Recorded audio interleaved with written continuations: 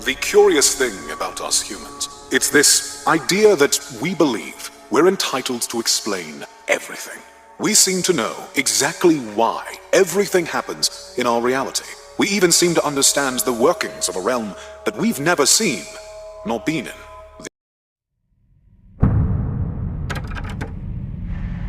Could you repeat your name and date of birth for me?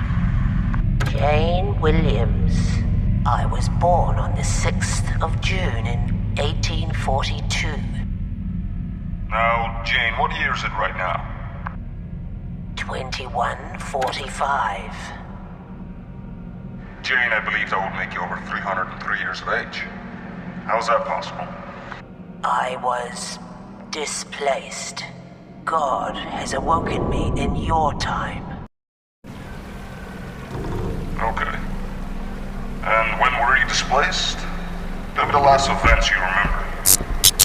I remember I was looking for my grandchildren. We were all at the lifeboats, but we quickly lost them. I decided to look for them around our cabin, below decks. It was dire down there. The lights were dim, and I could hear water flowing close by. It distinctly smelled of death, like lost hope.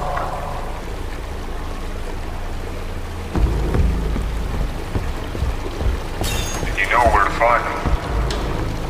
I wasn't sure, not until I heard the screams of my boys down the stairs. Things were not natural.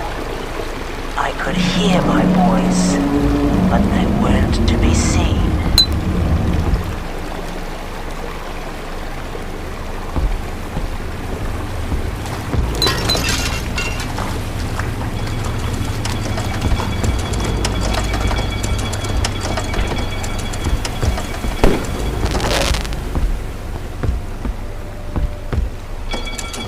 Now, at what point were you actually displaced?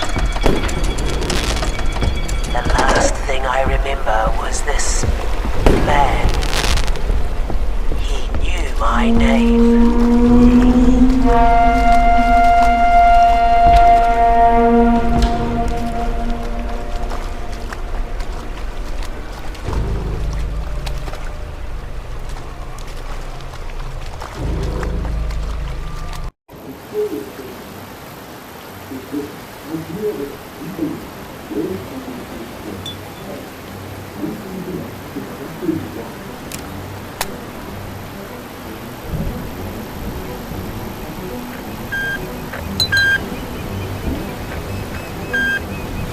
There he is, our man of the hour. Hope you've gotten some adequate sleep, Hendrik. From what I can see, the ocean wasn't all that graceful last night, but you've made it. You're currently 576 miles away from the Titanic, exactly where she traveled 24 hours prior to impact. How are you feeling? Stronger than ever, Marvin. Ready to hit me back? Close enough. Briefing you's the only thing left in my checklist. Good luck. That could be a handful. How do we get started here? Brady, we cleared for briefing. Go ahead.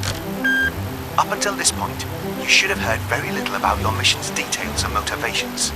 I'd say now's the time to change that. So, 20 years ago, when you were still eating out of your nose, the larger-than-life pioneer Geoffrey Plackett blew us all away by inventing nothing less than bloody time travel. Okay. Now that was all fine and dandy, but soon enough, Plackett's travellers came back all out of whack. They seemed completely snapped by their experiences, some of them entirely comatose. Miraculously, Plackett still continued to run his operation. Hell, he even continued to receive funding from the government. Then, with no improvements, the government then finally banned his practices. A few months later, though, Plackett disappeared from the face of the earth, ruled as suicide by the government, without any details. That happened, though. I mean, they got proof and... Well, hold on, Hendrik. It might seem that way for now. Okay. Moving forward 2 years, a 70-year-old woman known as Jane arrived out of the blue, claiming that she came from the sinking Titanic. She then recalled the events with shocking accuracy, and well, People started tying this. Oh, it seems they want us to keep moving. Go ahead and open that door.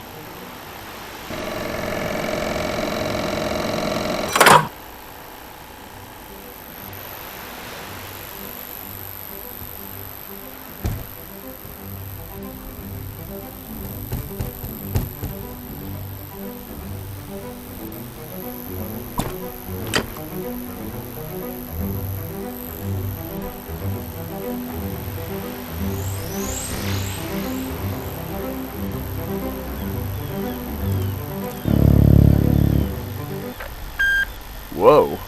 Ain't she stunning? You wouldn't believe the amount of money we pumped into that little number. Anyway, where was I? So, Plackett had now disappeared, and a woman from the actual Titanic suddenly popped out of nowhere. Now, we did some digging through Plackett's records, and we found transcripts of a traveller named Diana, who left for a mission in 2143, but she never returned. Guess where she went? Yep, the bloody Titanic. What? Yep, and this happened merely weeks before Plackett's disappearance, and wasn't even disclosed to the public. Now what I think, Hendrik? I think our little genius botched Diana's mission and tried to cover up by sending back another passenger, Jane. Wait a minute.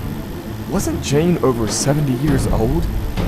How would that make sense? Good question. Diana was only 32 years old. We suspect Plackett wanted to pass off time travel maladies as a reason for her age. Which clearly didn't pan out since authorities apprehended Jane before he could return and get his hands on her. I think that if you can reach Jane's cabin on the RMS Titanic, you'll be able to learn what happened, find Plackett, and potentially bring back Diana. I suspected that my mission involved Jane somehow, but this? You're putting a lot on me here, Marv. I know, it's a lot to hear at once. But your first priority remains to find that cabin. To this day, Jane has never recalled her exact cabin, which we estimate to be around here. But we'll easily solve that by swinging by the passenger manifests, which are here on G-Deck. In order to place you in close proximity to these, we'll start off your mission in the front boiler rooms, disguised as a coal shoveler. We'll land you there about 24 hours before impact, giving you ample time to prepare. Hendrik, by all means, this mission should be quite straightforward. Let's hope so. I've got to ask, though. What the hell happened to Plackett? I don't think he made it out. Only so much you can do on a sinking ship. You ready? We're getting close to transport here.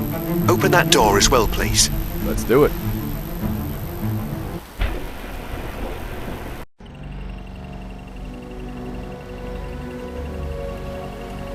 All right, mate. Still can't believe you're bloody doing this.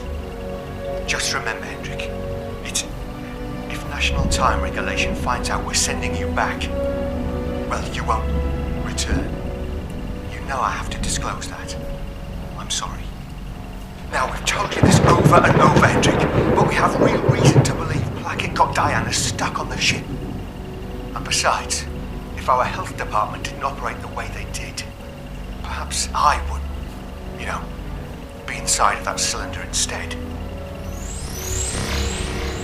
Anyways, bring her back, Hendrik. We can't rely on it happening, but we can aim for it. She never deserved to be left in a sinking grave. You're making history, my friend. See you on the other side.